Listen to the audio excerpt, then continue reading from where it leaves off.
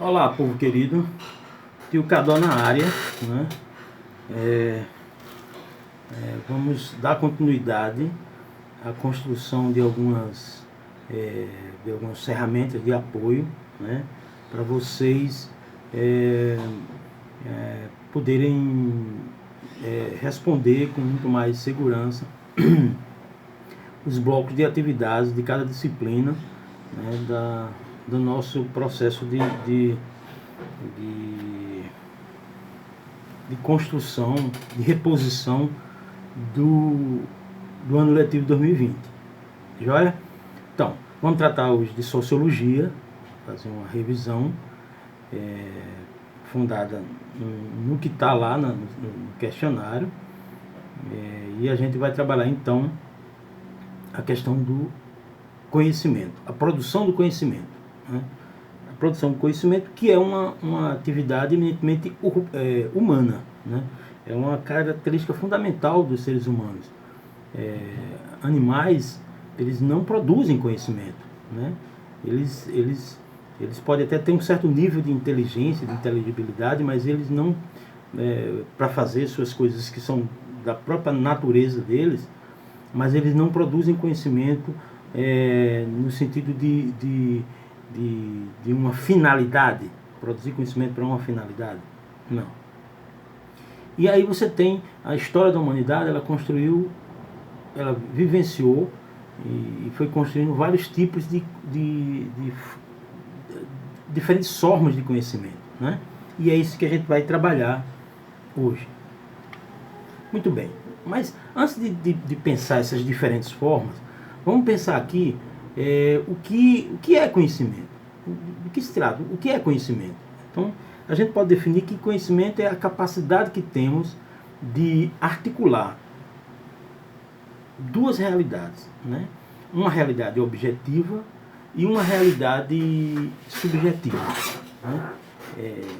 Na realidade objetiva, o que é essa realidade objetiva? É a realidade que a gente chama de realidade concreta.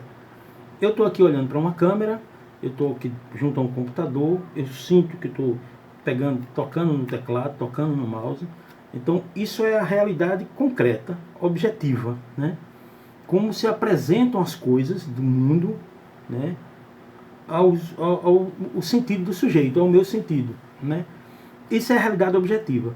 A realidade subjetiva, que é o que também pode ser chamado de concreto pensado, mas essa realidade subjetiva, ela é justamente o momento como a gente processa esse conhecimento, processa essa realidade objetiva na nossa mente, né?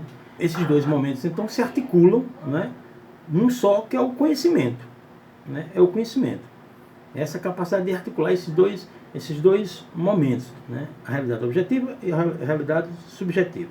Muito bem, vamos à frente. Quais são então os tipos de conhecimento? Quais são os tipos de conhecimento que a humanidade desenvolveu no seu processo civilizatório, né?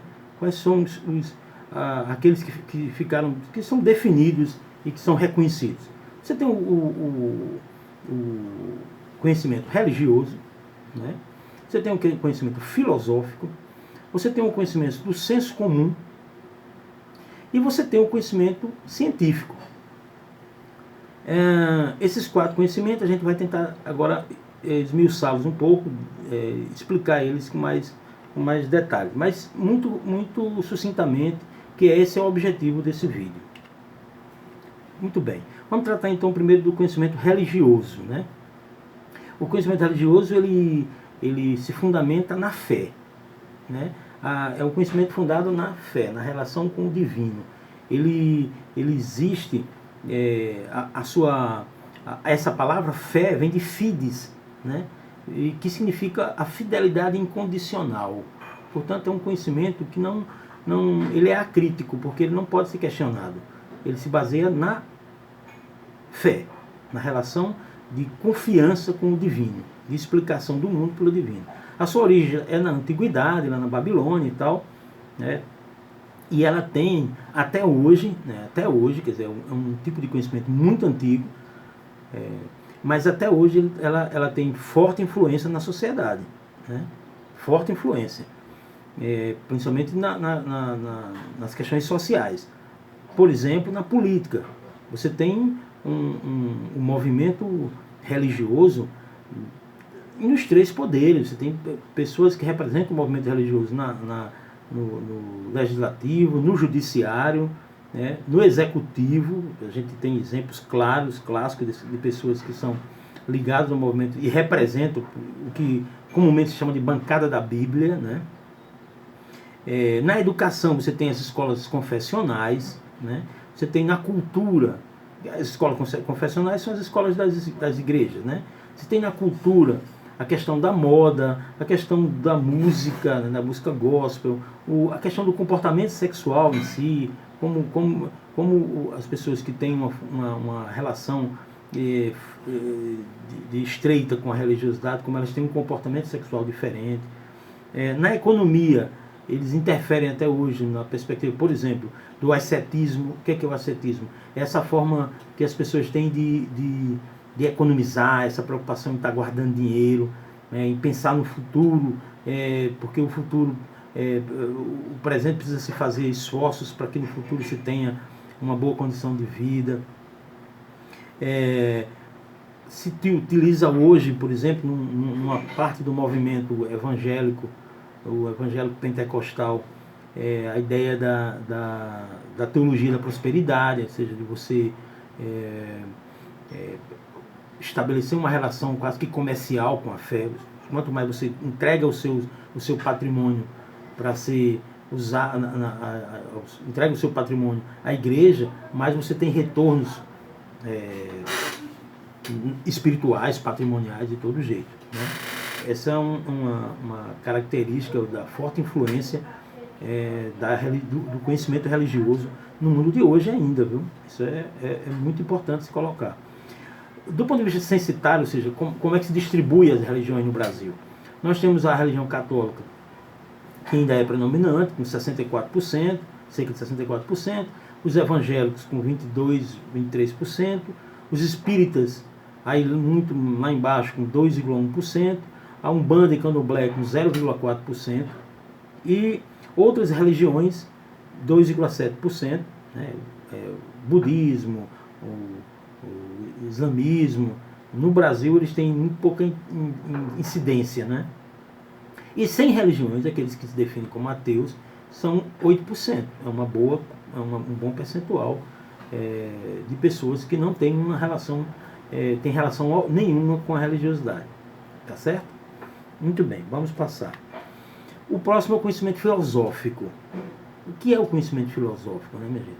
O conhecimento filosófico, ele tenta responder aos grandes desafios existenciais das pessoas, dos seres humanos, né? Ele não responde a questões específicas da sociedade. Ele responde, ele é o exercício do pensamento, da razão, da lógica. Então ele não responde a questões tipo a questão da violência urbana, ou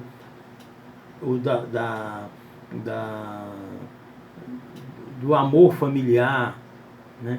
Na verdade, ele vai responder o quê? Ele vai questionar, ele vai especular filosoficamente sobre a violência, e não sobre a violência urbana, mas a violência enquanto um elemento da vida humana, né?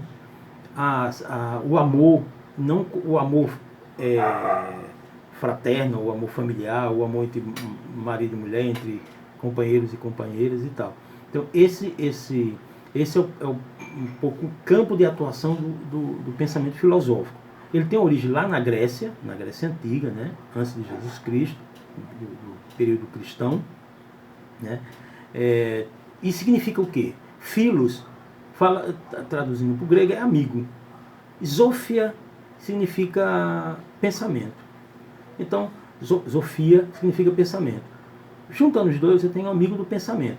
Justamente a capacidade que a gente desenvolve de refletir sobre as coisas, refletir com profundidade, refletir as grandes questões existenciais da vida. Muito bem.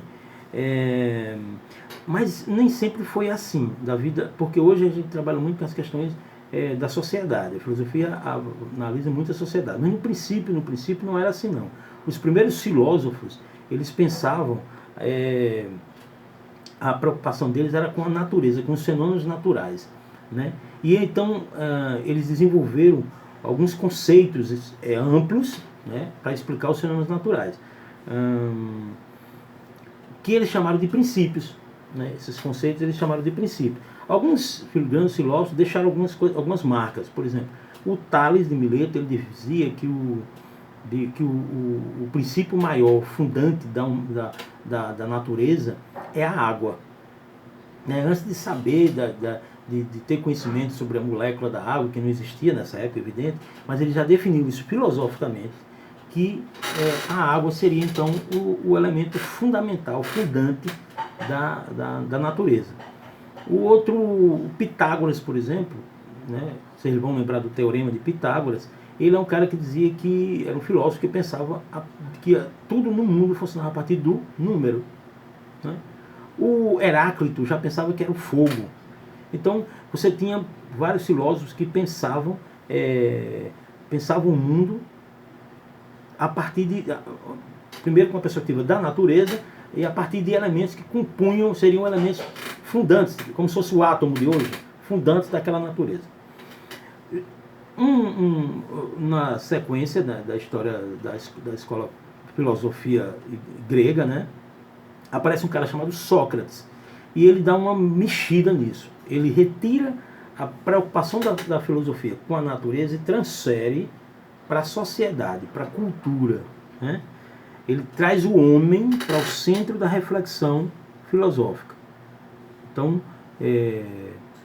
Sócrates é o cara que muda todo o pensamento filosófico da filosofia grega num determinado momento. Tá certo? Então, o que deve ficar claro é isso. É um pensamento que trabalha com a existência das pessoas, o existencial, né? O essencial da existência humana, né?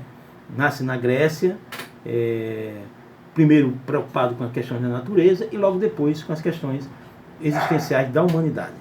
Muito bem, vamos caminhar. O conhecimento do senso comum. O que é o conhecimento do senso comum? Esse é o que está talvez mais próximo da gente. Esse, na verdade, são um conjunto de saberes, minha gente. Saberes que a gente aprende no dia a dia, né? As experiências concretas do dia a dia nosso, né? As experiências que a gente chama de empíricas. Então, são experiências práticas da sociedade humana como um todo. E ela existe desde que o mundo é mundo, né? Desde que o homem apareceu aqui na Terra, que ele terminou, ao vivenciar as suas dificuldades, ao fugir dos seus predadores, ele começou a criar, a observar coisas que de certa forma se repetiam. E aí começou a desenvolver um certo conhecimento do senso comum, né? Não é um conhecimento científico, mas ele observava certas coisas. Isso se reproduz até hoje. O conhecimento do senso comum ele é fundamental na vida de qualquer pessoa, né? Alguns acham que não, que é o próximo conhecimento que nós vamos tratar, que é o conhecimento científico, ele só existe ele. Não é bem assim. Nós vamos falar um pouquinho sobre isso daqui a pouco, mas o fato concreto é que o conhecimento do senso comum ele é muito importante na vida das pessoas. Ele, por exemplo, vamos dar alguns exemplos, né, do nosso cotidiano. Quando vocês olham para o céu está escuro. Isso significa o quê? Que você pode ir para a praia? Não, né? Significa que tem possibilidade de chuva. Vocês aprenderam isso aonde? Vocês foram fazer ciências que acompanha aí a física ou outra coisa parecida, que acompanha o movimento das chuvas, se vai chover, se não vai chover, né? Então, não, vocês aprenderam isso com os pais de vocês, com os tios de vocês, com os irmãos mais velhos de vocês. Quando começa o céu a ficar escuro, é porque pode chover. Nadar.